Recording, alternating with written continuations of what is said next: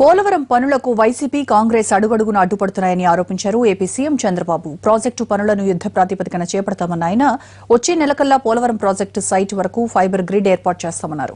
ఇకపై ప్రతి నెలా ప్రాజెక్టు పనులు పరిశీలిస్తానన్న చంద్రబాబు పోలవరం ప్రాజెక్టు కోసం కేంద్రం 1700 కోట్ల రూపాయలు ఇవ్వాలన్నారు. ప్రాజెక్టు కట్టకుండా కాలువలు తవ్వి కమిషన్లు తీసుకున్న వైసీపీ కాంగ్రెస్ కు విమర్శించే హక్కు లేదని మండిపడ్డారు సీఎం చంద్రబాబు. వీళ్ళు ఆ రోజు పనులు చేసింది రాష్ట్ర ప్రయోజనాల కోసం కాదు, వీళ్ళ కాంట్రాక్టుల ప్రయోజనాల కోసం, వీళ్ళ స్వార్థ ప్రయోజనాల కోసం చేసి రాష్ట్రాన్ని భ్రష్టు పట్టించాను.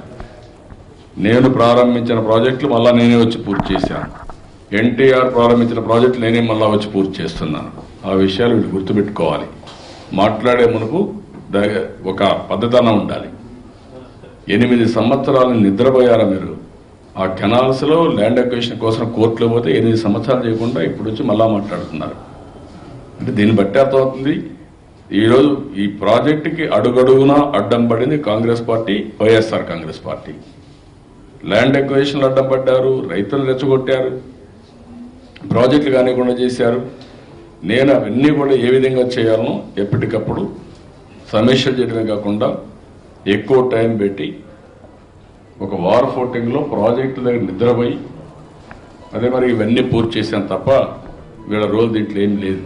ఆ విషయం గుర్తుపెట్టుకోవాలి. వీళ్ళు చేసిన తప్పుడు పనులు వీళ్ళ నీడ ఇంకా వెంటాడుతూ ఉంది రాష్ట్రాన్ని. బైఫర్కేషన్ విషయంలో కానీ, ప్రాజెక్టు విషయంలో కానీ, అవినీతి విషయంలో కానీ వ్యవస్థను కూడా నిర్వీర్యం చేసి వదిలిపెట్టారు. ఎంతమంది జైలు పోయే వాళ్ళ గురించి ఎందుకు పోవాల్సి వచ్చింది? ఆఫీసర్లు జైలు పోయే పరిస్థితికి వచ్చారు, ఇండస్ట్రియలిస్ట్ జైలు పోయే పరిస్థితికి వచ్చారు. రాష్ట్రం అస్తవ్యస్తంగా తయారైపోయింది.